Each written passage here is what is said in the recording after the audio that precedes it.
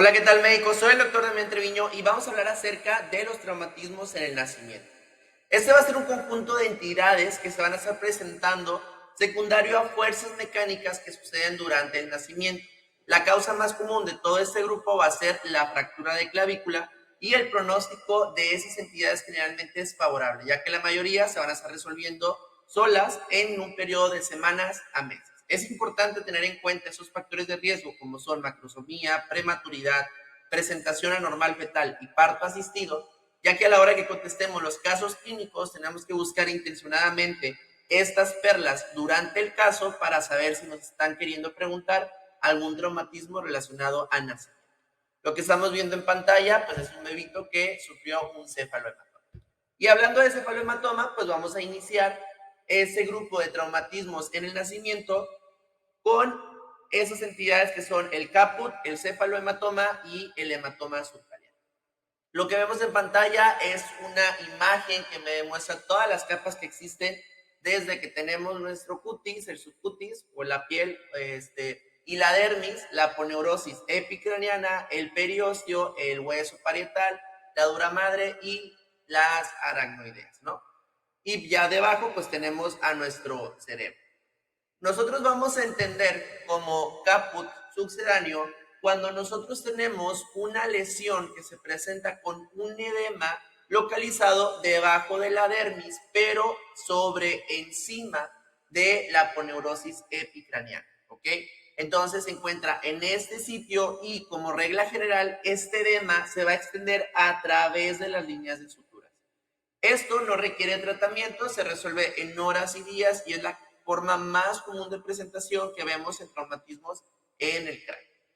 Vamos a ver otra entidad que es el cefalohematoma, que lo vemos en la parte superior derecha, que es comúnmente con el que tenemos que hacer el diagnóstico diferencial versus el CAP.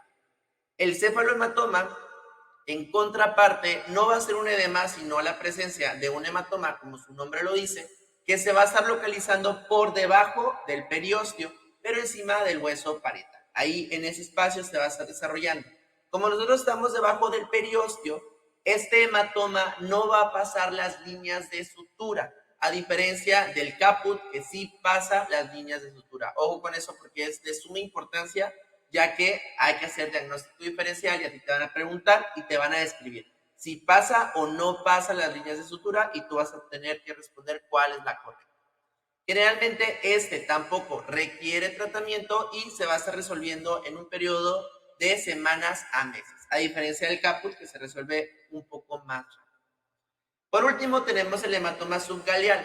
Aquí nosotros vamos a tener la presencia de un hematoma, pero que se va a encontrar por debajo de la aponeurosis epicraniana y encima del periósteo.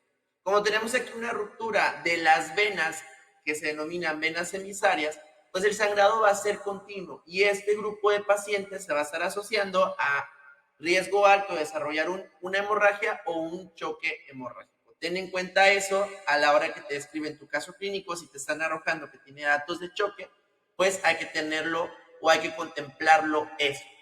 El hematoma subgaleal, como estás viendo en pantalla, sí pasa las líneas de sutura. Entonces, eso también lo debes de tomar en cuenta para hacer diagnóstico diferencial con los otros dos. La hemorragia epidural y la hemorragia subdural pues van a tener las mismas presentaciones como lo hemos revisado en las clases de neurología. Otra de las entidades que vamos a tener en este grupo de traumatismos en el nacimiento va a ser la fractura de clavícula. Como dijimos, ese es el traumatismo más común que existe y generalmente lo vamos a estar presentando en el 2% de los nacimientos. Ese grupo de pacientes generalmente son asintomáticos, uno no se da cuenta y se va a estar relacionando frecuentemente a macrosomía, a parto asistido, alguna alteración de esa situación, algunos factores de riesgo que habíamos visto al inicio. Algunas otras características clínicas que podemos encontrar es una irregularidad ósea, crépito, dolor a la palpación sobre la clavícula, reflejo de moro asimétrico y generalmente sus pacientes también se van a estar presentando con parálisis de plexo braquial.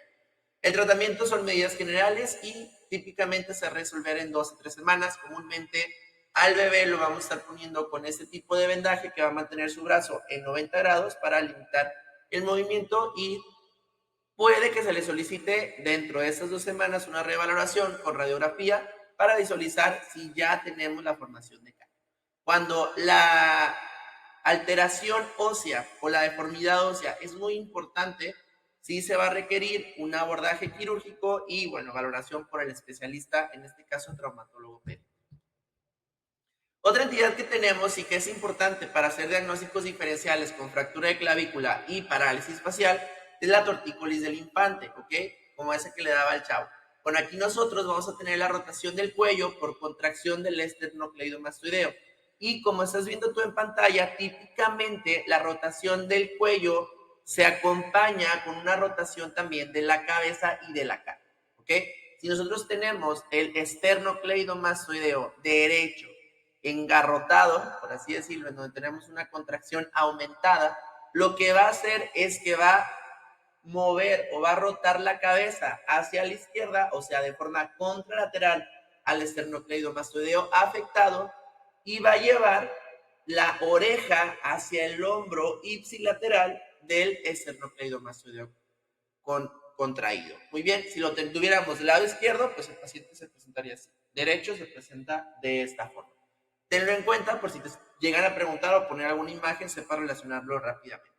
Cuando hablo de tortícolis del infante, también voy a identificar que existe la adquirida, que se va a relacionar pues a alguna lesión, ya sea del músculo esternocleidomastoideo, el trapecio, los músculos cervicales o alguna irritación del nervio cervical, o bien puede ser congénito, que como tal no se conoce cómo se desarrolla la tortícolis del infante congénita, pero sí que se ha relacionado con alteraciones durante la gestación del músculo esternocleidomastoideo. ¿A qué me refiero con alteraciones? Bueno, pues que tengamos acortamiento de las fibras por oligodramnios, que tengamos gestación múltiple, que el feto no se mueva o movimiento fetal disminuido, que el parto vaginal sea asistido y que la presentación sea de nalgas son algunos de los factores que se han relacionado con una tortícolis del infante congénita.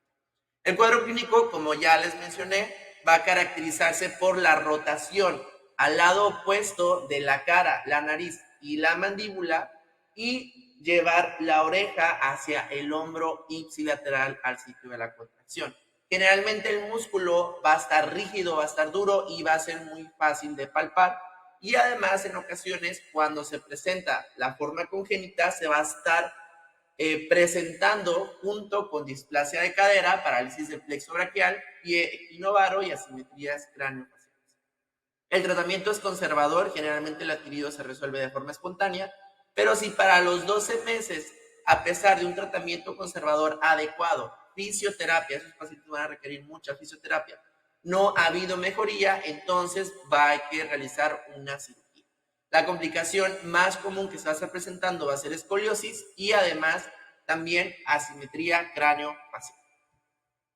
Otra de las entidades que vamos a tener es la parálisis facial y generalmente se va a describir como, o no generalmente, se va a describir como una parálisis facial periférica. Tengan mucho cuidado con eso.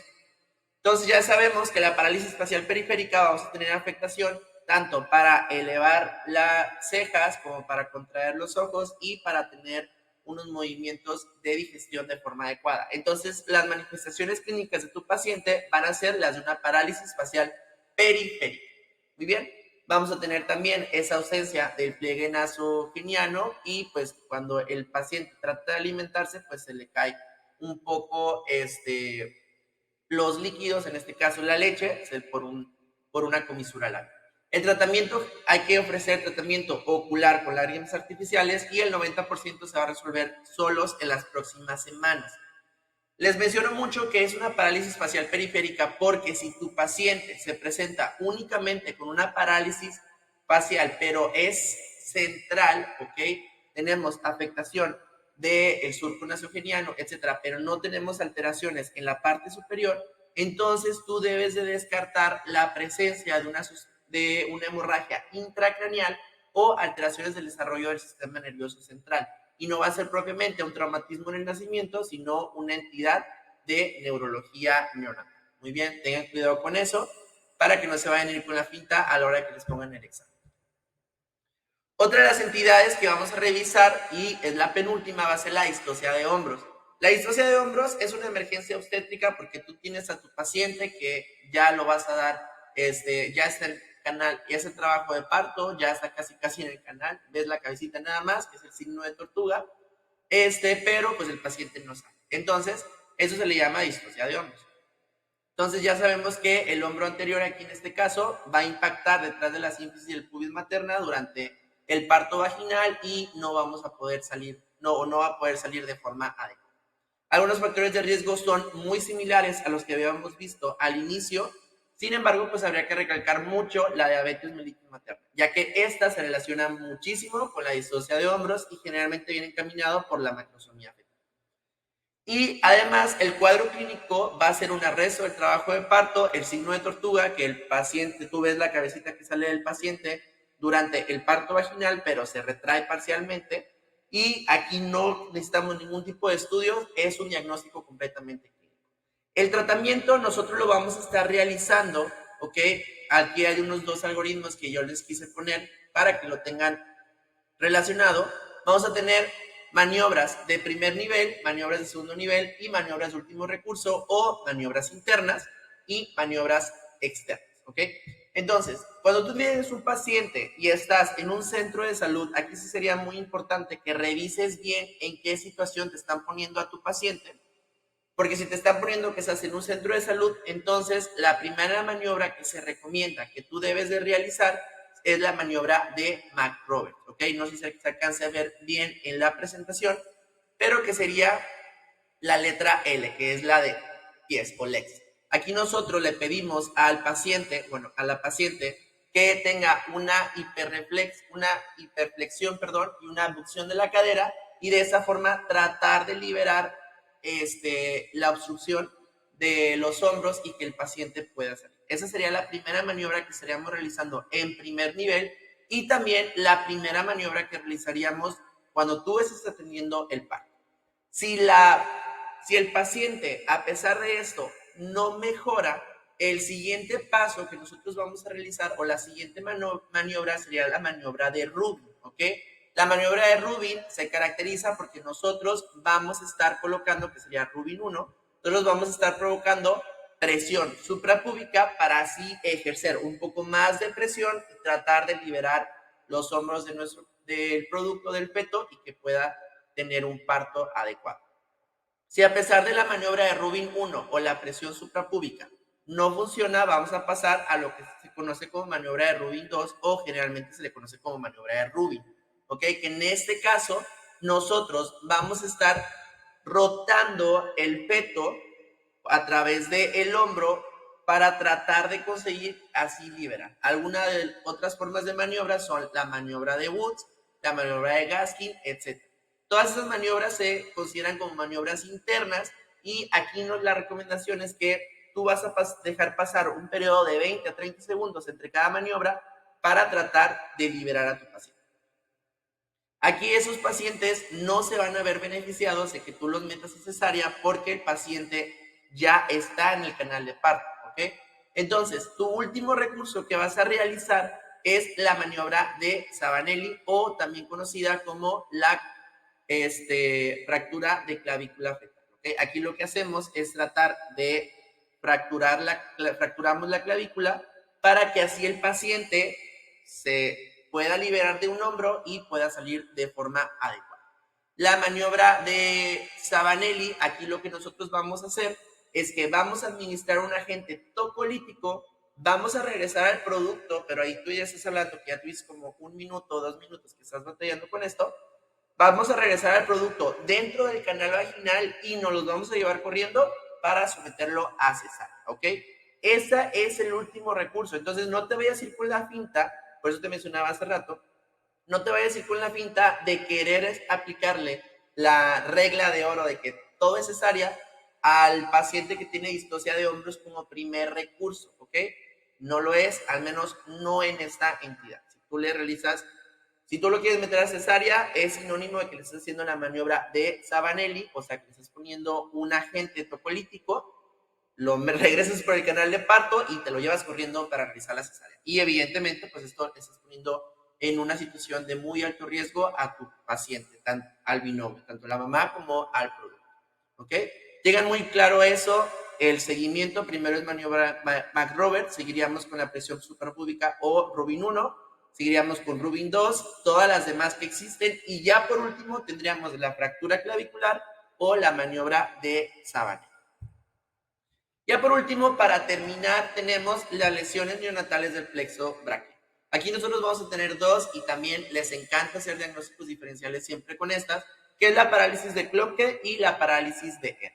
La parálisis de Klomke se va a caracterizar porque tendremos una lesión en el tronco inferior del plexo braquial que va de C8 a T1. Aquí lo que nosotros tendremos es una hiperaducción del brazo. Generalmente los pacientes se van a presentar con debilidad de los músculos intrínsecos de la mano y la manita va a tener como una forma de garra, ¿ok? Más o menos, no sé qué saber, más o menos así. Y algo para que recuerden, buen hombro, mala mano. La parálisis de Ehr, en cambio, nosotros vamos a tener una alteración en el tronco superior del plexo braquial. Aquí estaremos afectándonos desde C5 o C6 y tendremos un exceso de tracción lateral del cuello durante el parto y una distocia de hombro, generalmente como causa del desarrollo de parálisis de Ehr. El cuadro clínico tendremos debilidad en estos segmentos C5 y C6 que se va a estar presentando en la postura del mesero. Tendremos la muñeca flexionada con extensión del brazo y rotación interna y abducción del brazo. O sea, como si el mesero anduviera, no sé, como si el mesero anduviera pidiendo propina, como lo vemos ahí en la imagen. Igual forma, aquí nosotros tendremos el reflejo bicipital ausente y el reflejo de Moro va a estar asimétrico. Es importante que en cuanto a frecuencia, la parálisis de Ehr es la que generalmente se va a estar desarrollando con distocia de hombros. Y generalmente las causas del plexo braquial van a ser principalmente distocia de hombros. Entonces, muy probablemente tu cuadro clínico te lo vayan a poner como una parálisis de Ehr, pero ten en cuenta que si el hombro está bien, pero la manita está en garra, pues no es Ehr, es Klomke. Si el hombro está mal y la mano está mal, entonces es una parálisis de Ehr, aunque no te acuerdes que es la postura de la propina del mesero. Y bien, eso ha sido todo por mi parte. Espero te haya gustado la videoclase. Si nos estás viendo por YouTube, no olvides darle like a nuestro video, suscribirte a nuestro canal y activar las notificaciones para que te llegue más contenido como este. Si quieres ver muchas más videoclases como estas que te gustan, que te estás preparando para el ENARM, o eres un estudiante que está revisando temas para complementar sus estudios, accede a nuestro Patreon, www.patreon.com/Red Médica Blog, y ahí encontrarás muchísimas videoclases como estas y además otros recursos para tu formación académica. Espero les haya gustado y espero que tengan un excelente día todos ustedes. Saludos.